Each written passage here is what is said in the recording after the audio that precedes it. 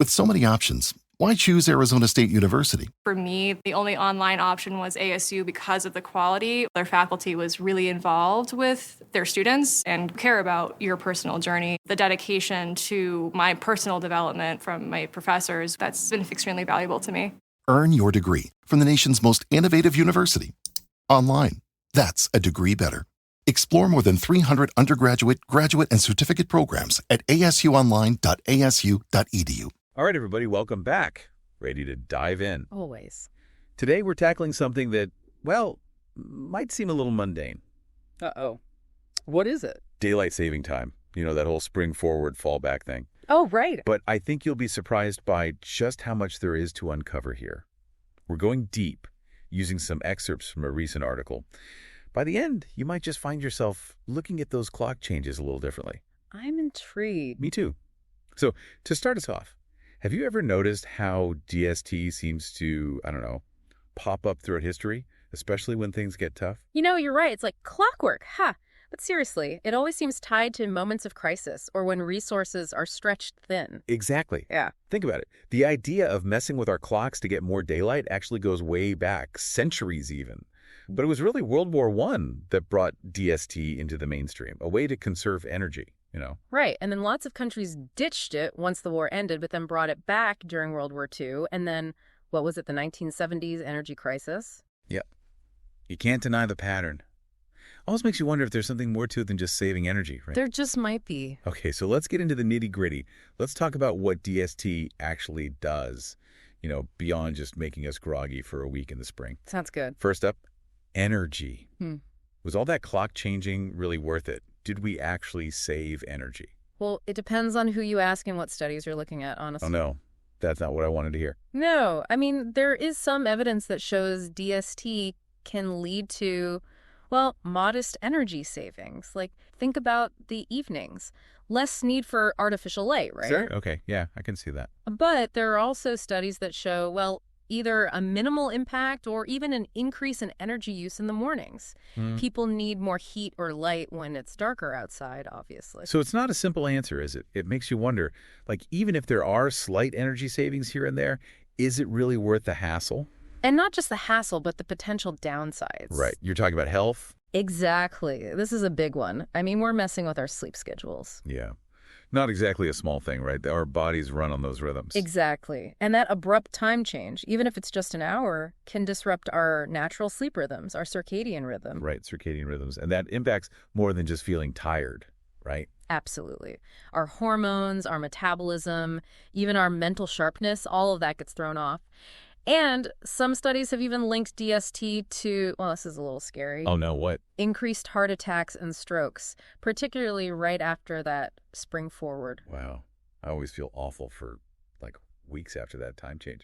Can't imagine what it's doing to people who are already struggling with their health. That's a valid concern. Okay, so energy savings might be debatable, and the health impacts are, well, pretty worrying. Yeah. But maybe DST is good for the economy. More daylight equals more spending. Well, that's what some folks argue. There is some research suggesting DST does lead to a boost in retail sales. Because people are out and about more in the evenings. Right. Plus, the recreation industry tends to benefit, too, with more folks spending time outdoors. So it's like a win-win for those sectors, at least. More daylight, more money. Almost sounds like a mini economic stimulus, right? Sure, but that's only one side of the story. There are economists who argue that, well, any economic gains from DST could be offset by the hits to productivity and, of course, the health issues we just talked about. So it's another one of those tricky trade-offs. Exactly. Short-term gains in some areas, but potentially negative impacts on overall well-being and productivity in the long run. It really makes you think, doesn't it? And speaking of things to think about, let's talk about safety. Okay. More daylight during that evening rush hour should mean, fewer accidents on the roads. Right, you would think. And there is some evidence to support that. Like, one study found that after switching to DST, traffic fatalities in the U.S. actually decreased by about 10%. Okay, so it's safer. But other studies, they show no significant change or even a slight increase in accidents, particularly during those darker mornings. Oh, right, the morning. So even the safety argument isn't as clear-cut as it might seem. It's kind of all over the place, really. Right. And that really makes sense when you consider that there's actually a pretty big movement out there pushing to get rid of DST altogether. Either totally abolish it or just go with year-round standard time? And it's understandable, really. The argument for year-round standard time is all about, well, consistency. Makes sense. Consistent sleep patterns, fewer potential accidents, maybe even some overall health improvements.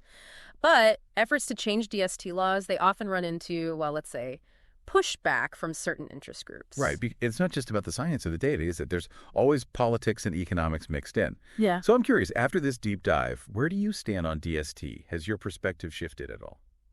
For me, what really stands out is that there's no easy answer. It's not one size fits all. Whether we keep or ditch DST should really be based on carefully looking at all the evidence, both sides of the story, and the specific needs of each community. I think that's a really great point. And it leaves me to one final thought, something for everyone listening to chew on.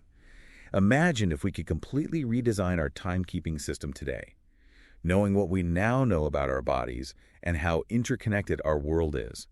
Would DST even be part of the equation? Wow, that's a great question. I think so too. So I hope this deep dive has given everyone some new things to consider about daylight saving time. It's more complicated than you might think.